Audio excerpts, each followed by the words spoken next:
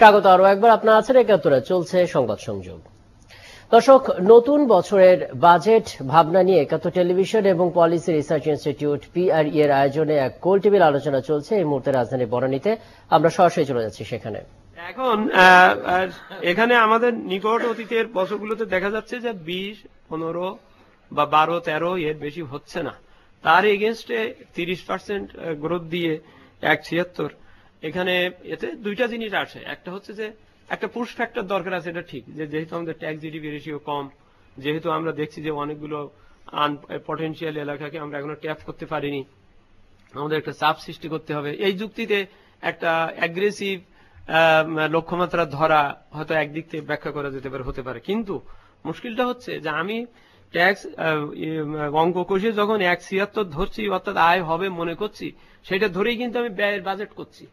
এবং ব্যয়ের বাজেট করে আমার ব্যয় যদি হতেই থাকে, তাহলে হচ্ছে কি আমার সম্পদের উপরে, অর্থাৎ আমার ব্যাংক বরোয়িং বা অন্যান্যগুলোর উপর পড়বে। আর যদি নাও করি, তাহলে দেখা যাবে যে হয়তো জোহরোক্তর সময় কিংবা আসরোক্তর সময় আমি বড় বড় প্রকল্প সব কেটে দিলাম, এডিপি সাইজ কেটে দিলাম। তাহলে ইতিমধ্যে কিন্তু আমার কিছু খরচ হয়ে গেছে, কিছু পরিকল্পনা নেওয়া হয়ে গেছে, সেগুলো কিন্তু ব্যর্থতায় চলে গেল। তো এইরকম ধরনের একটা পরিস্থিতি যাতে না হয়, সেই জন্য রাজস্ব বিষয়ে লক্ষ্যমাত্রাটা রিজনেবল হওয়া উচিত বলে আমি মনে করি। ধন্যবাদ। আমি একটু একটা জিনিস এখানে একটু আলোকপাত করে নিতে চাচ্ছি যে দেখুন, আমাদের গত ষষ্ঠ পঞ্চবার্ষিকী পরিকল্পনায় আমাদের অর্জন এবং ব্যর্থতা রাজস্বের ক্ষেত্রে কিরকম আমরা দেখছি যে প্রথম 2 বছর FY10 এবং FY11 কিন্তু আমরা লক্ষ্যমাত্রা অতিক্রম করেছিলাম। কিন্তু তার সত্ত্বেও এটা কিন্তু ওই আমরা যেটাকে বলি যে এবং তারপরে প্রতি বছর একটা বড় রকমের ঘাটতি আসছে এবং এবছরও কোনো ব্যতিক্রম নয়। এবছর যখন আমরা শেষ হবে দেখা যাবে যে বড় ঘাটতি সরকার হিসাবেই বলছে 14,000 কোটি টাকা, এবং বাস্তবে হয়তো আরেকটু বেশি হয় সবসময়।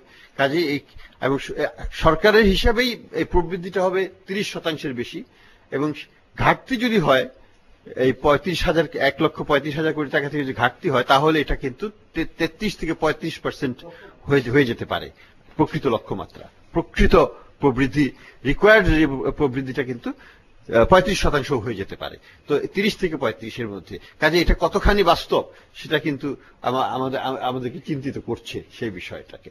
আমি একটু বলবো যে আমাদের আপনি যদি একটু এই বিষয়ে আলাপ করতে চান, প্রাক্তন সেক্রেটারি ফাইন্যান্স হিসাবে, যে আপনারা কিভাবে এই জিনিসটাকে দেখেন? এটা আপনার সময়ও ছিল, এখনো আছে সমস্যাটা? না, সমস্যা আছে, কিন্তু এইভাবে বোধহয় টার্গেটও তো হাই ছিল না। ওটা যদি আপনি ভালো করে রিভিউ করে দেখেন, তো টার্গেটটা ছিল, যেটা টার্গেট হয়তো অ্যাচিভ করা যায় না, কিন্তু কাছাকাছি পৌঁছে গেছিল, বা কোন সময় টার্গেট এক্সিড করেছে। কিন্তু যেটা আমি মজিদের এটা জানি না, আমি মজিদ এই কথা কেন বলেছেন, যদি এখন হয়ে থাকে আমি জানি না, যে আগে সাইজ ঠিক করা হয়তো না, আগে সবসময় একটা মিটিংয়ে ঠিক করা হতো এবং সাইজ নিয়ে সবাই চাপ দিত, কিন্তু আমরা বলতাম আমরা রাজস্বর যে আমাদের NBR থেকে যদি আমরা এস্টিমেট না পাই, আমরা কোনো সময় সাইজ ঠিক করতাম না।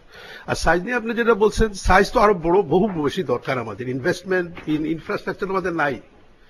ঢাকা একটা ওয়ার্ল্ড ক্লাস হাইওয়ে আমাদের নাই। ঢাকা ছিল একটা চেষ্টা করতেছি 4 লেনে, সেটাও হচ্ছে না এমন। কাজে আমাদের বহু ইনভেস্টমেন্ট দরকার, বিদ্যুতে, রাস্তাঘাট, পোর্টস, এগুলো সব জায়গাতেই।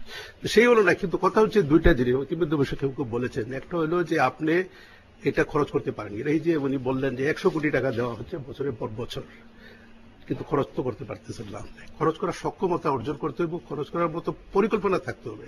হঠাৎ করে আপনি লাস্ট মুহূর্তে আসিয়া বাড়াই দিলাম 5,000, 2,000 কোটি টাকা নিয়ে যাও, কিভাবে খরচ করা? তো সরকারি খরচ তো এখন পর্যন্ত, যেহেতু ফাইন্যান্সিয়াল ডিসিপ্লিন কিছুটা আছে, আপনি তো টাকা ইচ্ছা করলে খরচ করতে পারবেন।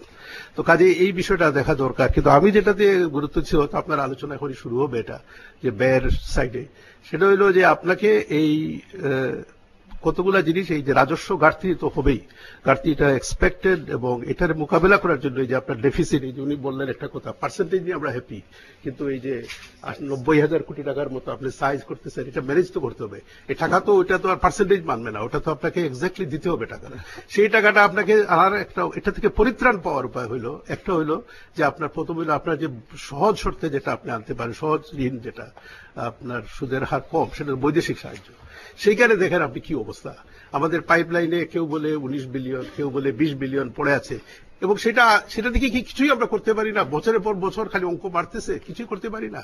সেখানে আমাদের মনে হয় আমাদের প্রত্যাশা হওয়া উচিত যে এইখানে মনোযোগ দেওয়া। ধন্যবাদ। আমি একটু বলবো যে মানে বাজেটের ঘাটতির পরিমাণটা নিয়ে। ঘাটতির পরিমাণটা টাকার অঙ্কে অবশ্যই বাড়ছে, সেটা অস্বীকার করার কোনো উপায় নাই, কিন্তু আমরা অর্থনীতিবিদ হিসাবে আমরা যেটাকে লক্ষ্য করি সেটা হচ্ছে আনুপাতিক হারে সেটা কতখানি। এবং আরেকটা জিনিস হচ্ছে আমরা যেটাকে বলি সাস্টেনেবিলিটি, অর্থাৎ এটা কি সহনীয় কিনা এই ডেফিসিটটা, এবং সেটা কিন্তু মেজার করা হয় ডেট টু জিডিপি রেশিও দিয়ে। এবং ডেট টু জিডিপি রেশিওতে এটাও সত্যি কথা যে বাংলাদেশের ডেট টু জিডিপি রেশিও ক্রমান্বয়েই কমছে। আপনি যখন ফাইন্যান্স সেক্রেটারি ছিলেন তখন এটা 50% মতো ছিল, এখন এটা 40% আসছে এবং আগামীতে 30-এর ঘরে চলে যাবে। তো এটা কিন্তু খুব ভালো পজিটিভ দিকই বলবো।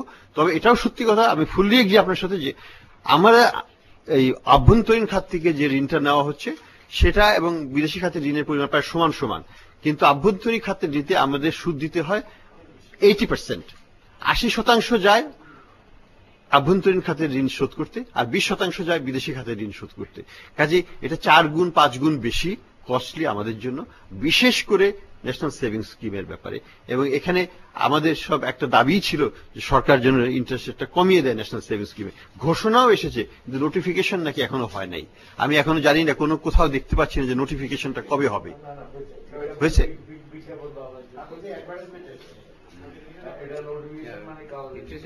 না, নোটিফিকেশনটা হয়েছে? আচ্ছা, তাহলে that's welcome news. I stand two B corrected, because এখানে সময় লাগছিল এবং সেখানে একটা রাজনৈতিক প্যাচ হয়তো প্রতিবন্ধকতা ছিল বলেই দেরি হচ্ছিল, কিন্তু এটা আরো আগে করা উচিত ছিল। দেরিতে হলেও আমরা ওয়েলকাম জানাচ্ছি এটাকে। তো আমাদের পরবর্তী যেটা, ডক্টর মনসুর, আমি একটু অ্যাড করি। আপনার এই যে ডেফিসিটের আলোচনাটা খুব গুরুত্বপূর্ণ, কারণ অর্থনৈতিক বিষয় মানে বিশ্লেষণ যারা করেন তারা মনে করেন যে উন্নয়নশীল দেশ বাংলাদেশের মতো একটা উন্নয়নশীল দেশে বাজেট ঘাটতি খারাপ কিছু না, বাজেট ঘাটতি প্রয়োজন আছে। কারণ আপনি যদি আপনার মানে আয়ের সাথে ব্যয়ের একেবারে খুব কঠিন একটা ইয়ে করে দেন, তাহলে আপনার যে উন্নয়নের জন্য যে বিনিয়োগগুলো প্রয়োজন হবে, ডেফিসিট আপনি যদি প্রোডাক্টিভ খাতে বিনিয়োগ করেন তাহলে that deficit will generate more revenue পরে এবং সেটা তখন আপনার অগ্রগতির জন্য হেল্প করবে। সুতরাং উন্নয়নশীল দেশের জন্য বাজেট ঘাটতি একটা প্রয়োজনীয় ব্যবস্থা বলে মনে করবেন, যতক্ষণ পর্যন্ত ওটা অর্থায়নের ব্যবস্থাটা ঠিক মতো থাকে। হ্যাঁ, সেটা যদি ঘাটতি ঠিক আছে, যদি প্রোডাক্টিভ খাতে খরচ করেন। আপনি এত বড় বড় বাজেট করতেছেন কিন্তু আমরা গ্রোথ তো 6% আটকে আছেন না। বাট প্রোডাক্টিভ খাত অবশ্যই হতেই হবে, কারণ ক্যাপাসিটি টু পে ইস্যু। আমার যদি ক্যাপাসিটিটা না বাড়ে, অর্থাৎ ক্যাপাসিটিটা আমি কিভাবে নির্ণয় করি, দুটো ভাবে নির্ণয় করা হয় অর্থনীতিবিদ হিসেবে আমি বলতে চাই। একটা হচ্ছে জাতীয় আয়ের প্রবৃদ্ধি, যেটা আমার ক্যাপাসিটি বাড়াচ্ছে। 2 নম্বর হচ্ছে আমাদের রেভিনিউর প্রবৃদ্ধি, এবং রেভিনিউর প্রবৃদ্ধিটা দিয়ে মেজার করলে দেখা যায় যে revenue to date service to revenue ratio কিন্তু বাংলাদেশে ফলিং। তো যে কোনো ইন্ডিকেটর দিয়ে আমরা দেখি আমাদের কিন্তু এখানে সাস্টেনেবিলিটি নিয়ে কোনো প্রশ্ন করার মতো কিছু নাই।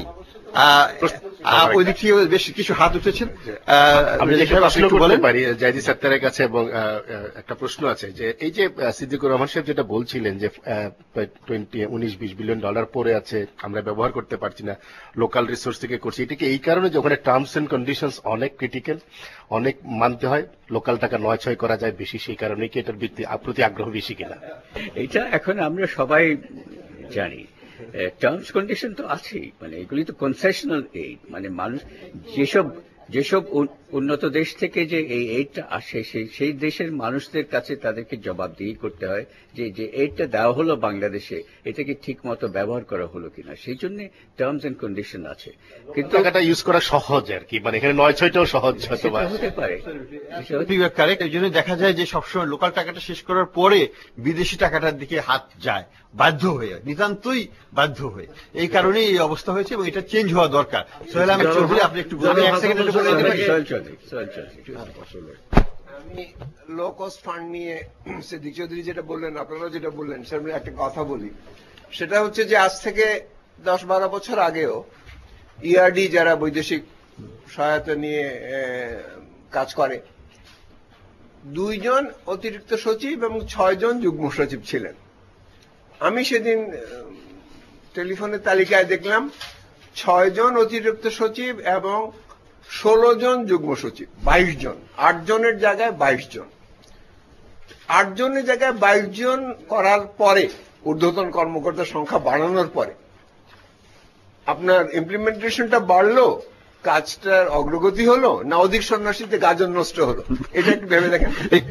মন্তব্য করব সরকারের পক্ষ হয়ে বলি যে আহরণ বেড়েছে, ব্যয় বাড়েনি, যেটা মন্ত্রী মহোদয় নিজেই বলছেন। আমরা কিন্তু এখন কমিটমেন্ট জোগাড় করতে পারছি, যেটা ইয়ার্ডির কাজ। ব্যয় করার দায়িত্ব কিন্তু হচ্ছে সরকারের লাইন মিনিস্ট্রি, সেখানেই ব্যর্থতা অনেকাংশে। তবে আমি ফুল ডিফেন্স করব না, পার্শিয়াল ডিফেন্স করলাম। আপনার জন্য বা জ্ঞানের প্রসারণের জন্য আমার নিজের, আমি জানি না আপনার কাছ থেকে, এটা আমার ট্যাক্স জিডিপি ডিফিসিট একটা রেশিও আছে, তো একটা সেফ লিমিট ধরা হয়, অনেকে মনে করে 5%, 6%, ডিপেন্ড। দর্শক, আমরা ছিলাম বনানীতে এবং সেখানে নতুন অর্থ বছরে যে বাজেট ভাবনা, সেই বাজেট ভাবনার বিষয়কে সামনে রেখে 71 টেলিভিশন এবং পলিসি রিসার্চ ইনস্টিটিউট PRE এর উদ্যোগে একটি গোল টেবিল বৈঠক হচ্ছিল। আমরা ছিলাম সেখানে। আমরা পরবর্তী নিশ্চয়ই আবার সেখানে যাব। এ পর্যায়ে ছোট্ট বিরতি নিচ্ছি, ফিরে আসছি একটু পর। 71 সঙ্গে থাকুন।